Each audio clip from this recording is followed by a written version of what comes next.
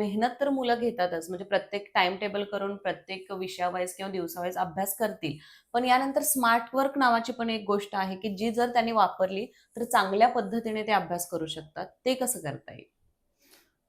दोन गोष्टी असतात, हार्डवर्क, स्मार्ट वर्क, दोन्हीही इम्पॉर्टंट आहेत, हं, बरोबर. पण आता राहिलेल्या 60 दिवसांमध्ये आपल्याला स्मार्ट वर्कवर जास्त फोकस करावा करावं लागेल. लागेल. हं, स्मार्ट वर्कच्या बाबतीत आपण जर अभ्यासाचं एक्झाम्पल घेतलं तर आपण क्वेश्चन पेपर्सवर जास्त फोकस करायला पाहिजे. आता डिटेल अभ्यास करायला एवढा वेळ नाहीये आपल्याकडे, हं, हं, बरोबर. 60 हं, दिवसही पुरेसेच आहेत. 10वीचा जर अभ्यास बघायला गेलं आपलं तर जास्त एवढा डिफिकल्ट अभ्यास नाहीये. हं, परंतु 60 दिवसांमध्ये आपण क्वेश्चन पेपर्सला जास्त फोकस करायला पाहिजे आणि क्वेश्चन पेपरमधून कोणत्या चॅप्टर्सना जास्त वेटेज आहे. आता एक छोटंसं एक्झाम्पल आपण घेऊ. हं, मॅथ्स विषयामध्ये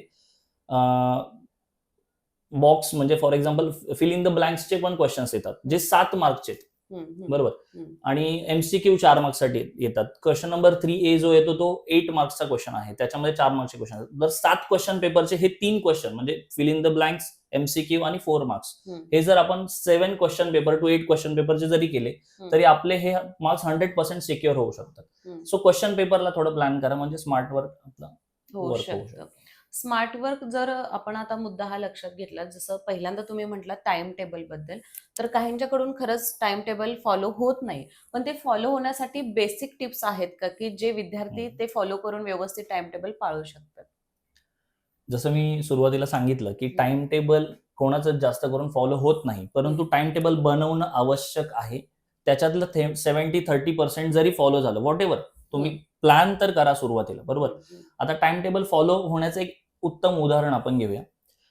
फॉर एक्झाम्पल, एखादा विद्यार्थी आहे, त्याने टाइम टेबल बनवलं की मी सकाळी 10 ते 12 मॅथ्सचा अभ्यास करणार आहे. त्याच्यानंतर 12-12:30 वाजता माझा लंच आहे. 12:30 नंतर माझा पुढच्या विषयाचा किंवा थोडा वेळ ब्रेक मी घेणार आहे. नंतर मी पुढच्या विषयाचा 2 तासाचा प्लॅन अभ्यासाचा केलेला आहे. हं, एक रफ एक्झाम्पल घेतलं. हं, परंतु तो नेमका टाइम टेबल बनवलं त्याने, दुसऱ्या दिवशी तो टाइम टेबल इम्प्लिमेंटेशनसाठी बसला आणि 10 वाजता जसा तो अभ्यासाला बसलेला असताना त्याचा खास मित्र हं, दारात येतो आणि म्हणतो की चला, चल आपण जरासं इम्पॉर्टंट काम आहे. हा मित्र आहे तर त्याला जाणं गरजेचं आहे. आहे. आणि तो जातो आणि रिटर्न येताना तो 1:30 वाजता येतो. पण टाइम टेबलमध्ये त्याने 12:30 वाजता लंच लिहिला होता. हं, आल्यानंतर सर्वप्रथम तो काय करतो?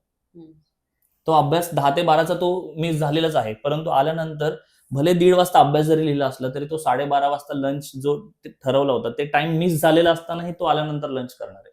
हं, कारण नीड आहे ती शरीराची, हं, बरोबर. सो टाइम टेबल फॉलो करताना तुम्ही अभ्यासाला जर तुम्ही तुमच्या नीड बनवलं, गरज बनवलं, आणि हं, येणारे 60 दिवस बनवावंच लागेल, दुसरा पर्याय नाही आहे आपल्याकडे, हं, हं, बरोबर. सो जर तुम्ही गरज बनवलं तर आज जर ते 2 तास मिस झाले तर आज झोपण्याआधी ते कसेही कंप्लीट करायचे तुम्हाला ते 2 तासाच्या अभ्यासाचे. हं, सो तुमचं टाइम टेबल फॉलो होणार आहे. हं, मुलांना काय वाटतं की हे टायमिंग मी ठरवलं होतं, मग त्या टायमिंगमध्ये माझा हा अभ्यास झाला नाहीये, ठीक आहे, मग ते उद्या फॉलो करू. उद्या कधीच येत नाही. तुम्हाला आज जे 2 तासाचं मिस झालंय ते तुम्ही आजच्या दिवसात कधीही कंप्लीट करा. हं, झालं, मग टाइम टेबल फॉलो झालं. हं, हं. आपण म्हणतो की ह्या टायमिंग नुसारच झालं पाहिजे, असं नाही.